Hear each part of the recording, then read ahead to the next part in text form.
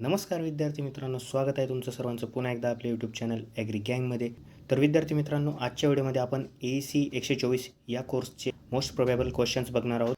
तर विद्यार्थी मित्रांनो, हा जो कोर्स आहे हा कॉमन कोर्स आहे ऑल डिग्रीजसाठी, म्हणजेच फक्त BSc ॲग्रिकल्चर नाही तर अदर डिग्रीचे स्टुडंटसुद्धा हा कोर्सचा पेपर देतील उद्या.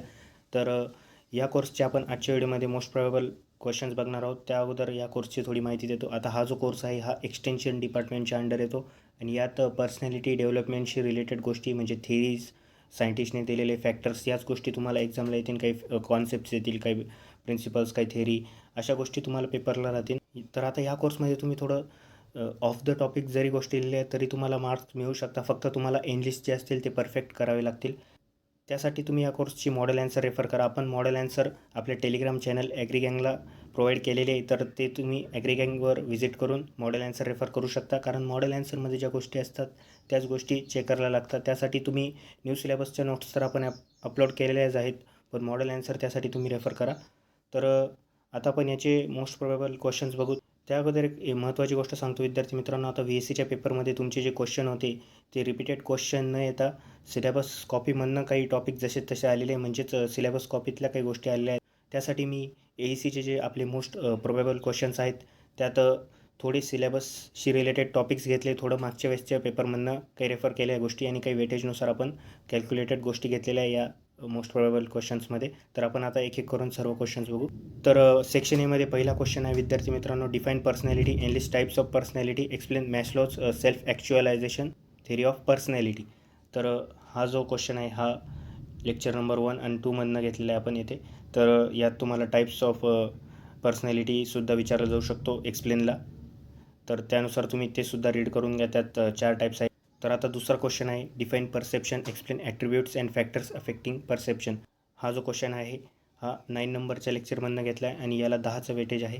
तर यात आता फॅक्टर्स अफेक्टिंग परसेप्शन हे मागच्या वर्षी विचारलं होतं. आपण येथे ॲट्रिब्यूट्स एक्स्ट्रासाठी घेतलेलं आहे, कारण युनिव्हर्सिटी जे आहे ते सिलेबस कॉपीमधल्यासुद्धा गोष्टी काही रेफर करते. आता आजच्या पेपरमध्ये तर तेच झालं. आता पुढच्या पेपर्समध्ये कसं होतं काही सांगता येत नाही. त्यासाठी आता सिलेबस कमी या कोर्समध्ये, म्हणजे 1+चाच कोर्स आहे, म्हणून तुम्ही या गोष्टीसुद्धा रीड करू शकता. त्यासाठी मी या गोष्टी इन्क्लूड केल्या आहे.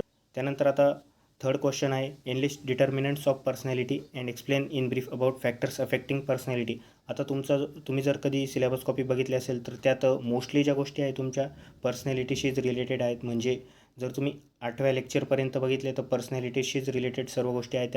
त्यामुळे या टॉपिकवरनं खूप क्वेश्चन्स येतील, कारण कोर्सचं टायटलच पर्सनॅलिटी डेव्हलपमेंट आहे. आता चौथा क्वेश्चन आपण AB पॅटर्नच्या फॉर्ममध्ये घेतलेला आहे. त्यात पहिला क्वेश्चन जो आहे तो 2 मार्क्ससाठी आणि दुसरा 4 मार्क्ससाठी आपण घेतला आहे. त्यात पहिला आहे, define intelligence, enlist theories of intelligence. आता इथे तुम्हाला इंटेलिजन्समध्ये एक असा सुद्धा क्वेश्चन येऊ शकतो, मेजरमेंट ऑफ इंटेलिजन्स.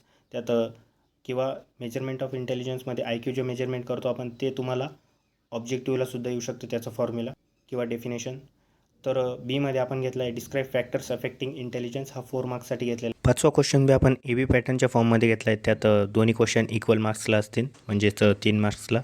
तर त्यात पहिला आहे, difference between learning and training. दुसरा आहे, difference between personality and organisational behaviour. यात आता डिफरन्सचे जर आपण क्वेश्चन बघायला गेलो तर सिलेबस कॉपीनुसार अजून 2 प्रकारचे क्वेश्चनसुद्धा येऊ शकतात, difference between learning and organisational behaviour, आणि अजून एक येऊ शकतो इंटेलिजन्स, ऑर्गनायझेशनल बिहेवियर आणि इमोशनल इंटेलिजन्स. आता 6वा क्वेश्चन आहे, what is motivation, give theories and principles of motivation. आता मागच्या वेळेसचा जो पेपर होता त्यात प्रिन्सिपल्स ऑफ मोटिवेशन आले होते, पण आता पेपर पॅटर्न चेंज झालेला आहे, त्यामुळे आपण येथे थेरीजसुद्धा ॲड केले, कारण 6 मार्क्सला क्वेश्चन असेल. मागच्या वेळेस जे क्वेश्चन असायचे ते 4 मार्क्सला असायचे. यावेळेस 6 मार्क्सला जर हा क्वेश्चन वरती येतो आहे सेक्शन एमध्ये, तर यात एक्स्ट्रा गोष्टीसुद्धा विचारतील किंवा ज्या गोष्टी विचारल्या आहेत त्या प्रिन्सिपल्स तेच डिटेलमध्ये सुद्धा विचारले जाऊ शकतात. आपण त्यानंतर 7वा क्वेश्चन आहे, describe theories and principles of learning. आता मागच्या वेळेसच्या पेपरमध्ये प्रिन्सिपल्स ऑफ लर्निंग जे होते त्याचं narrate the principles of learning असा क्वेश्चन आला होता. पण आता आपण सेक्शन बीचे क्वेश्चन्स बघू. त्यात पहिला आहे, describe in brief Myers Briggs typology for indicators. आता हा क्वेश्चन जो होता तो 4 मार्क्सला आला होता मागच्या वेळेस. आपण इथे याला सेक्शन बीमध्ये घेतलेलं आहे. आता आपण जे क्वेश्चन सेक्शन ए आणि सेक्शन बीमध्ये घेतो आपल्या मोस्ट प्रोबॅबल क्वेश्चन्समध्ये, त्यात पेपरमध्ये उलट्या गोष्टीसुद्धा होता. सेक्शन बीचा क्वेश्चन सेक्शन एमध्ये सुद्धा विचारले जाऊ शकतं. त्यामुळे तुम्ही दोन्ही प्रकारे त्यांना प्रिपेअर करून घ्या क्वेश्चन्सला. Discuss in short about type A and type B behaviours. हा एक क्वेश्चन आहे मेन. हा 5th नंबर लेक्चरमधनं घेतलेला आहे आपण येथे.